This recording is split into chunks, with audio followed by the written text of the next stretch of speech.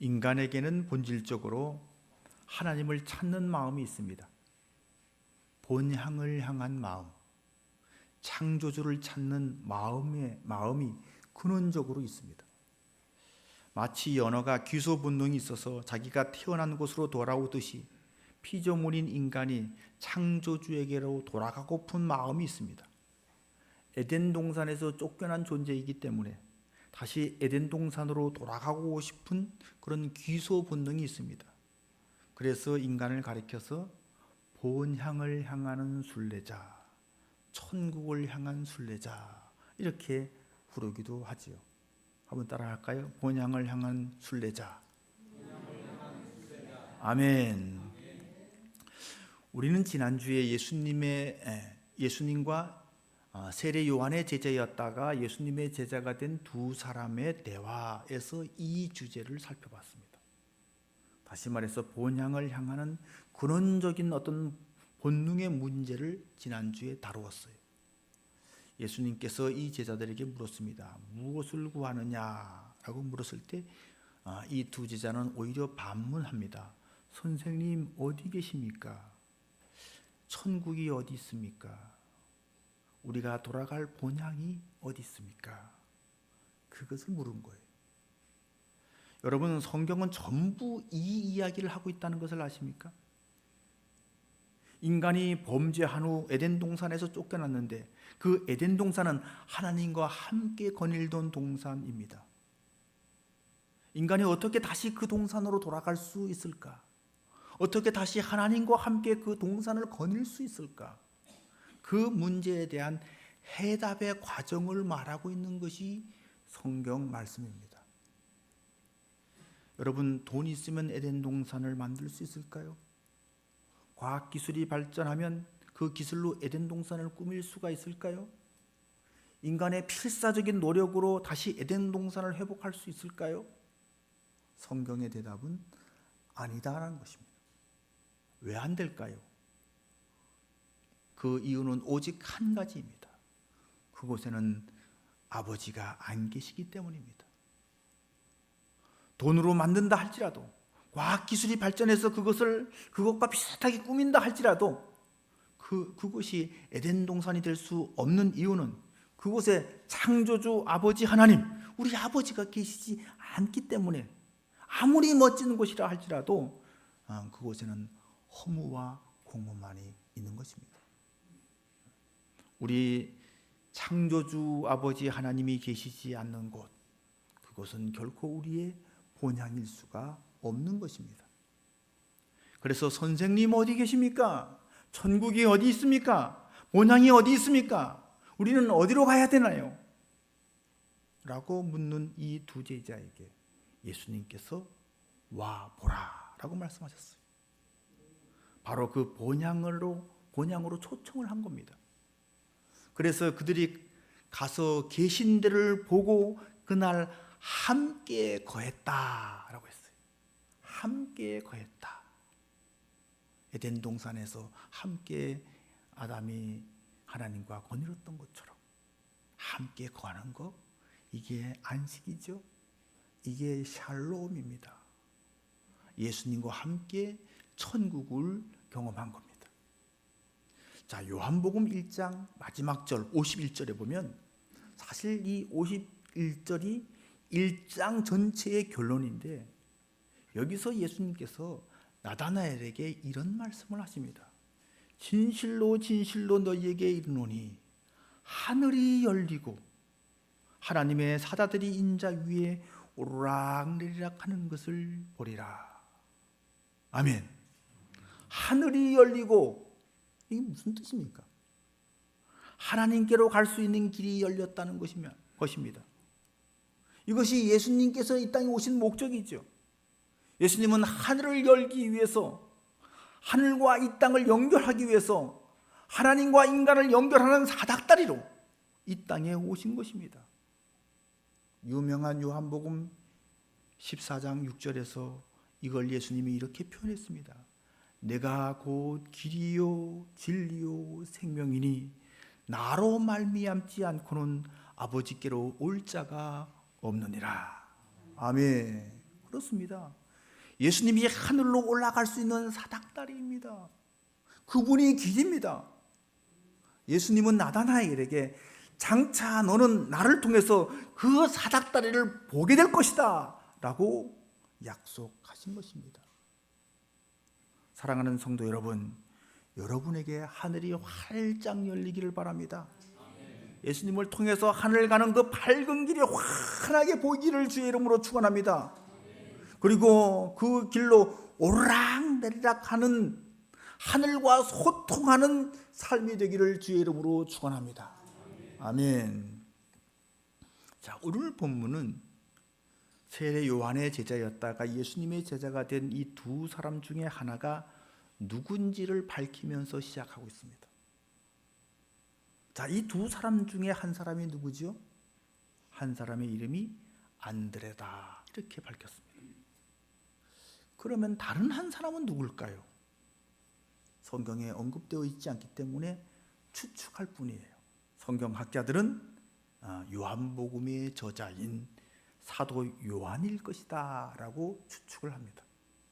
자, 이렇게 추측하는 근거 중에는 요한복음의 저자가 바로 자신이기 때문에 스스로 자기 이름을 밝히는 것이 쑥스러워서 겸손하게 자기 이름을 밝히지 않았다는 것입니다. 요한복음에 보면 이런 예가 또 한 번 있습니다. 요한복음 21장 7절 또 20절 이렇게 보면 한 두세 번 이런 표현이 나옵니다. 예수께서 사랑하시는 그 제자. 예수께서 사랑하는 그 제자. 자, 예수님께서 특별히 사랑했던 그 제자가 누굴까요? 학자들은 사도 요한일 것이다 라고 추측을 합니다. 요한복음의 저자인 요한이 자기 스스로 자기 자신을 예수님께 사랑받는 자라고 하면 이게 교만으로 비춰질 수도 있고 다른 제자들의 시기와 질투를 불러올 수도 있기 때문에 자기 이름을 일부러 쓰지 않은 것으로 보인다는 거예요. 그렇죠? 네. 자, 그런데 우리는 이것을 어떻게 읽어야 될까요? 익명으로 처리된 다른 제자, 그 이름을 밝히지 않은 예수님의 그 사랑받는 제자, 안드레와 같이 예수님 계신 곳을 보고 함께 예수님과 거했던 바로 그 제자, 그 제자가 누구였으면 좋겠습니까? 바로 나였으면 좋겠어요. 아멘. 여러분 다 이렇게 이 본문을 읽었으면 좋겠어요. 다 나였으면 좋겠어요. 아무리 생각해도 예수님은 나만 사랑하는 것 같아. 우리가 늘 이런 은혜를 여러분 가지고 살아야 할 줄로 믿습니다. 우리 옆 사람 보고 한번 인사할까요? 예수님은 당신만 사랑하는 것 같아요. 아멘. 근데 심각하게 하시는 분이 있어요. 네. 여기서 이름이 언급되지 않은 다른 제자는 사도 요한일 것이다 라고 하는 또 다른 근거는 오늘 본문에서 또 발견할 수가 있습니다. 39절 맨 끝부분을 보면 들어가지 않아도 될 것 같은 말인데 들어가 있는 말이 하나 있어요. 마지막에 했죠. 때가 10시쯤 되었더라. 이 말은 없어도 본문을 이해하는데 전혀 지장을 주지 않습니다. 왜 사도 요한은 그 시간을 여기에 이렇게 기록했을까요? 이때 사도 요한은 와서 보라고 하는 예수님의 초청에 응해서 예수님 계신 데를 가서 보고 그날 가서 예수님과 함께 살아보았더니까, 함께 거해보았더니까 그 경험이 너무 놀랍고 너무 경이롭고 너무 감격스럽고 너무 행복해서 그 순간, 그 시간을 여기에 지금 기록하고 있다고 봐야 됩니다. 그러니까 이 시간을 이렇게 기록한다는 것은 그것을 직접 경험해 보지 않은 사람이라면 이렇게 기록하기가 어렵다는 거예요. 그래서 여기에 이름이 밝혀지지 않은 이 제자는 바로 사도 요한이라는 거예요. 여러분에게는 예수님을 만난 기쁨, 이 구원의 감격이 있습니까? 요한복음은 사복음서 중에서 가장 늦게 기록된 책입니다. 주후 약 85년경에서 90년경에 쓰여졌을 것으로 학자들은 추측을 하고 있습니다. 그러면 사도 요한은 예수님을 처음 만난 이 경험을 한 후에 지금 몇 년이 지난 후에 이 요한복음을 쓰고 있는 겁니까? 적어도 50년. 예수님을 지금 처음 만나고 50년이 넘게 지났지만 사도 요한에게는 그때 그 예수님 계신 데를 보고 그때 그 주님과 함께 거닐었던 그 기쁨, 그 감격, 그 은혜를 잊을 수가 없는 겁니다. 그래서 그때 그 시간을 여기 이렇게 기록하고 있는 거예요. 여러분, 기독교는 말씀의 종교이고 동시에 기독교는 체험의 종교입니다. 말씀이 체험되는 경험, 이 말씀이 하나님의 약속의 말씀입니다. 하나님의 약속이 역사 속에서 성취되고 뿐만 아니라 그 말씀이 내 삶 속에서, 내 인생에서 성취되어야 합니다. 내 삶 속에서 그 말씀이 이루어지고 성취될 때 우리에게는 어마어마한 기쁨과 감격이 있게 될 겁니다. 아멘. 약속된 그분이 오셨다. 하나님께서 창세기에서부터 약속하고 있었던 그분이 오셨다. 내가 그분을 만났다. 내가 그분을 찾았다. 여러분, 이게 얼마나 큰 기쁨이고 얼마나 큰 감격입니까? 사랑하는 성도 여러분, 여러분에게도 이 은혜가 있기를 주의 이름으로 축원합니다. 말씀이 성취되는 은혜, 약속된 구원자 예수 그리스도를 발견하고 그분을 만나는 은혜가 여러분에게도 있기를 주의 이름으로 축원합니다. 아멘. 자, 오늘 본문은 안드레가 예수님을 만난 후에 뭘 했는지를 또 말씀하고 있습니다. 뭘 했죠? 전도했습니다. 그렇죠? 자, 그런데 여기서 한 가지 질문이 생깁니다. 사도 요한은 안드레와 같이 자기가 예수님을 만났다고 한다면, 그래서 그 기쁨과 감격으로 충만해 있었다고 한다면 이후에 쓰는 내용이 자기 얘기를 써야 되는 거 아닐까요? 자기 얘기. 왜 자기 얘기는 딱 생략을 하고 안드레 얘기만 여기 썼을까요? 자, 여기에는 요한의 깊은 의도가 있는데 그것은 나와 같이 안드레도 그랬다는 거예요. 나만 그런 것이 아니라 안드레도 그랬다는 거예요. 자, 41절 보십시오. 41절에 우리라고 하는 말이 나옵니다. 우리가 메시아를 만났다. 이게 지금 누구 말이죠? 안드레의 말입니다. 자, 그러니까 우리라고 하는 말에는 안드레, 말하고 있는 안드레 자신이 포함되어 있고, 그 다음에 또 누가 포함되어 있는 겁니까? 사도 요한이 여기 포함되어 있는 거죠. 자, 그러니까 사도 요한은 안드레의 이야기를 지금 하고 있지만 안드레를 통해서 지금 누구 얘기하고 있는 겁니까? 자기 얘기를 하고 있는 거예요. 자, 사도 요한이 이런 방식으로 요한복음을 기록한 것은 그의 성격과도 무관하지 않다고 생각됩니다. 요한은 조용한 사람이고 성격이 차분한 사람이었습니다. 반면에 안드레는 이름부터가 남자다운 이런 뜻이에요. 씩씩한 이런 뜻이에요. 그만큼 외향적이고 활동적인 사람이었던 것입니다. 자, 그러니까 사도 요한은 함께 예수님이 거하시던 곳에 가서 보고 그분과 함께 거닐었던 그 안드레라는 그 다른 그 제자의 그 활동적인 그 모습, 그 활발한 그 모습을 그것을 통해서 자기 내면을 지금 표현하고 있는 거예요. 그래, 그가 내 마음을 그대로 지금 표현해주고 있어. 내 마음이 바로 저 모습이야. 이런 마음으로 지금 안드레의 활동을 지금 여기 기록하고 있는 거예요. 사랑하는 성도 여러분, 이게 여러분 교회에서 성도들이 가져야 할 마음인 줄로 믿습니다. 여러분, 어떤 분은 주방에서 열심히 봉사합니다. 안 하시는 분은 난 당번이 안 해서 안 해, 이런 게 아니라 나도 저렇게 열심히 봉사하고 싶어. 나도 바로 그 마음이야. 반주자가 피아노를 열심히 반주를 하면 나가 피아노를 못 쳐서 그렇지, 그렇죠? 나도 저기 가서 그냥 할 수 있다면 얼마나 좋을까. 나도 그 마음이야. 누가 헌금을 하고 누가 이렇게 봉사를 하면, 그렇죠?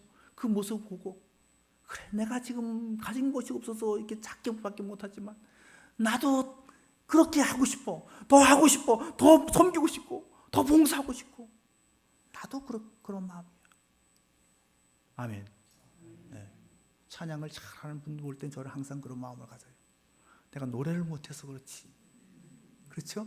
노래를 못해서 그렇지, 노래만 잘한다면 나도 저렇게 하고 싶어. 나도 저 마음이야.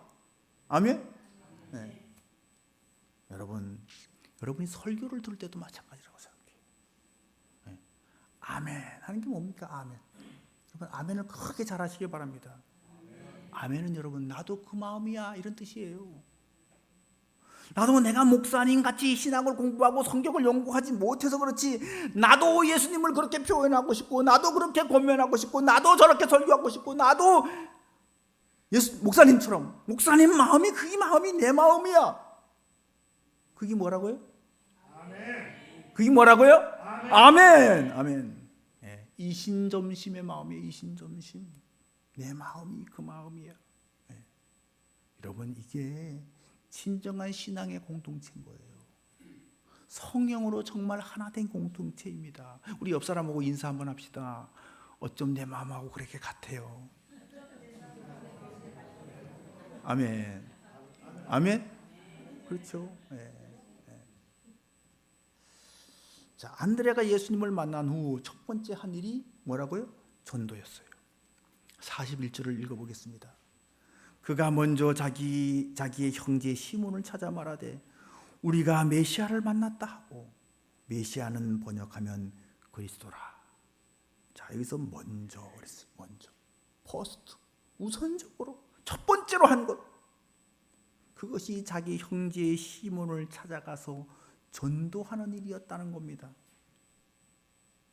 예수님을 만난 후에 우리가 제일 먼저 해야 될 일이 뭘까요? 우선적으로 해야 될 일이 뭘까요? 전도하는 일이라는 거예요. 아멘. 네. 여러분, 전도는 가장 가까운 곳에서부터 하는 겁니다. 안드레는 예수님을 만나고 난 후에 제일 먼저 자기 형제 시몬을 찾아갔습니다. 사실 찾고 말고도 할 거 없지 않습니까? 자기 형제인데 아마 같이 살았을 텐데, 언제든지 만날 수 있을 텐데. 근데 오늘 본문에 보니까 찾아 말하되 라고, 찾았다라는 것 말을 지금 강조하고 있다는 것을 우리는 주목해 봐야 합니다. 이 말은 여러분, 일부러 의도적으로 찾았다는 거예요. 여러분, 전도는 우선적으로 해야 되는데 의도적으로 누군가를 찾아 나서는 거예요. 찾아 나서는 거. 여기서 찾았다라고 하는 말과 만났다라고 하는 말이 헬라어로 보면 같은 단어예요. 주님께서 산상수훈에서 찾으라 그리하면 찾아낼 것이요 라고 하셨는데, 성경의 역사는 바로 이렇게 찾고 찾는 역사예요. 자, 지난 시간에 말씀드렸어요. 하나님께서 범죄한 아담을 찾아왔습니다. 아담아, 내가 어디 있느냐? 아담을 찾아오신 사건이 신약으로 말하면 성육신 사건이죠. 하나님이 인간을 찾아오신 사건. 자, 이때 주님께서 말씀하십니다. 와서 보라. 우리에게 이 초청이 없다면 우리는 아버지 집으로 돌아갈 수가 없습니다. 그렇죠?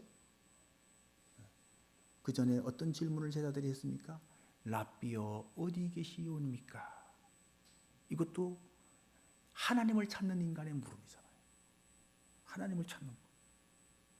자, 그때 우리 주님은 이 초청장을 가지고 우리를 찾아오신 겁니다. 그래서 이 초청에 응해서 가서 보고 함께 거했습니다. 이게 만났다는 말이잖아요. 우리가 메시아를 만났다.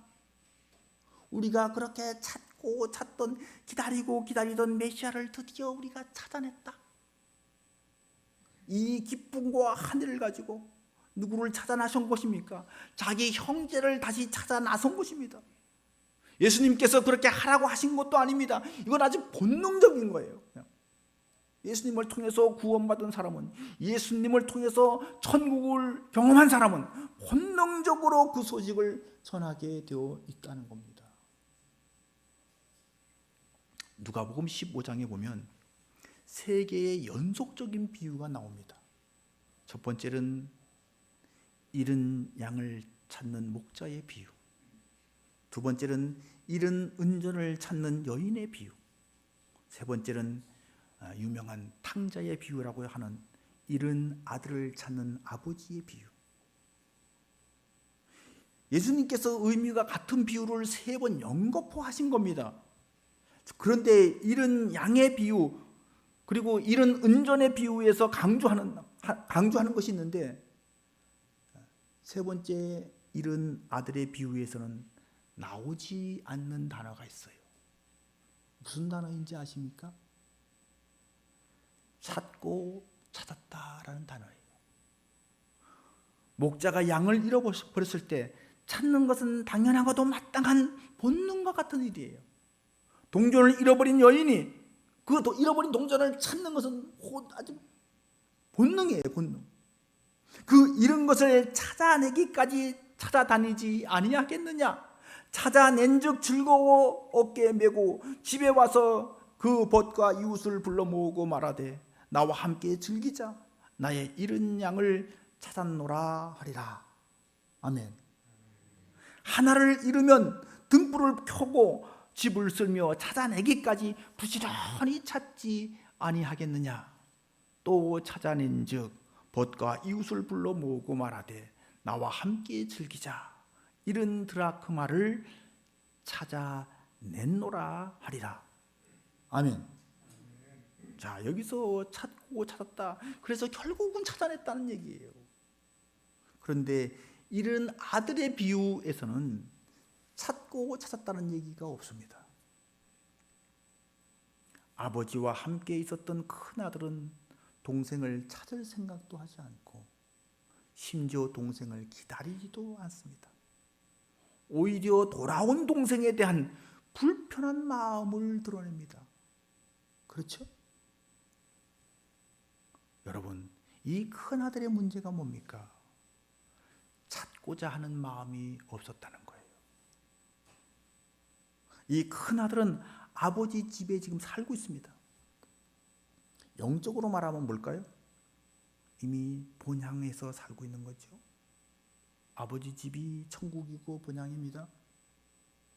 그런데 이 큰 아들은 아버지 집이 천국이고 본향인 줄 모르고 있는 거예요. 여러분, 배고파 봐야 음식이 귀한 것도 알게 되죠. 그렇죠? 아버지 집에 늘 있으면 아버지 집이 귀한지를 몰라요.